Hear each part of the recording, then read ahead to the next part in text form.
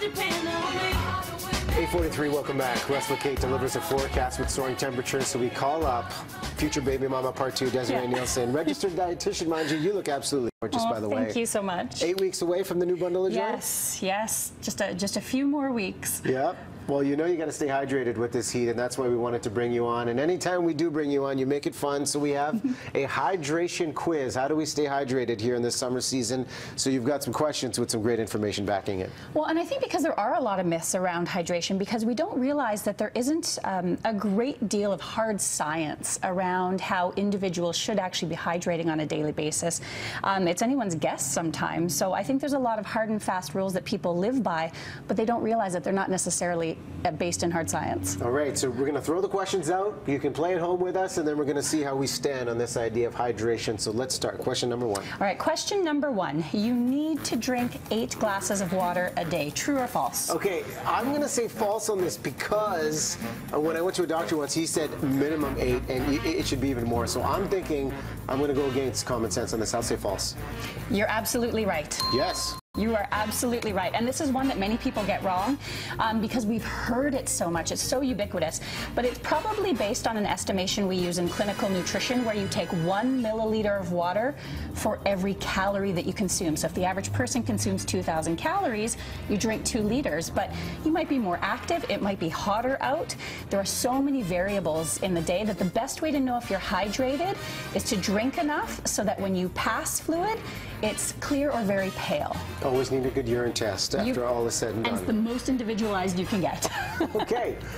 Number 2, where are we going? So number 2 is only water contributes to hydration. True or false? I would say false on this, given you've got a big watermelon right here. And I'm salivating looking at this thinking, hey, there's some water content right there. I know this is a bit of a giveaway perhaps, but you are correct. The answer is false.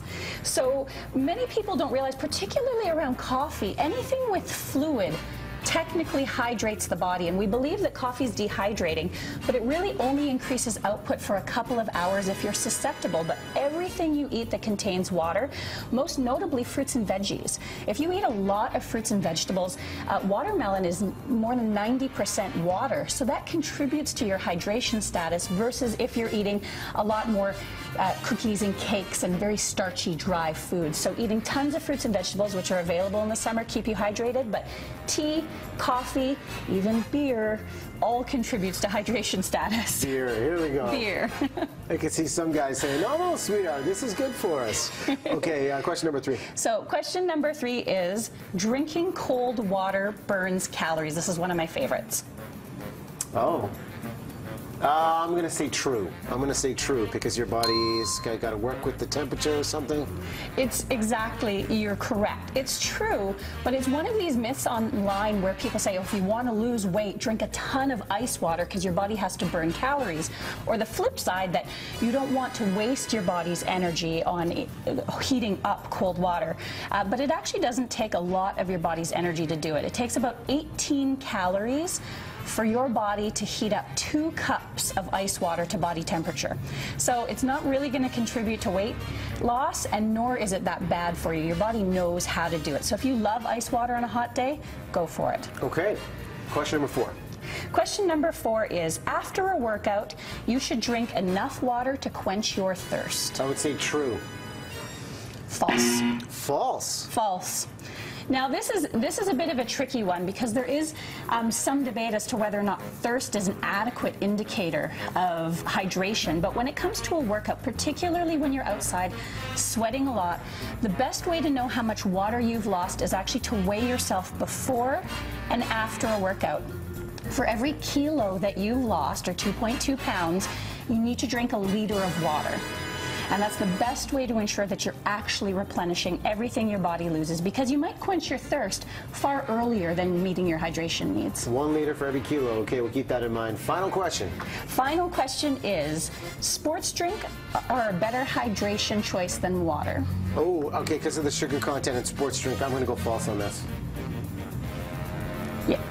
Yeah, you are. Oh, what? You are correct. And you are incorrect. Oh. So this is a bit of a trick question. So both can be true. So sports drinks are formulated to meet the needs of high-level athletes. They do so, though, and I've added these sugar cubes. One of these sports drinks has 10 sugar cubes in it. So this is not a healthy choice by any means. And for activity under 1 hour duration, water is always your best choice. That's all you need. It's calorie-free, no strange colors in it. But if you're going over an hour, if you're doing a long soccer match, you're going out for those long runs, there may be times when sports drinks are good for you, but if you're worried about the type of ingredients they have, there are cleaner options. You can make your own at home. I like tart cherry juice, just 1 cup of tart cherry juice. Fill up your water bottle to a ½ liter and 1/8 of a teaspoon of salt. And that will approximate the sodium and potassium in a sports drink. Or if you go to a health food store, there's lots of health food sports drinks mixes that are much cleaner in the ingredients, not nearly as much sugar, but help keep you hydrated with the electrolytes. Look at you with the trick question right there for question number 5. Excellent information, obviously, to stay hydrated. Russell Kate will check in with the forecast coming up. Desiree, thanks so much. There's the website for some great resources for you.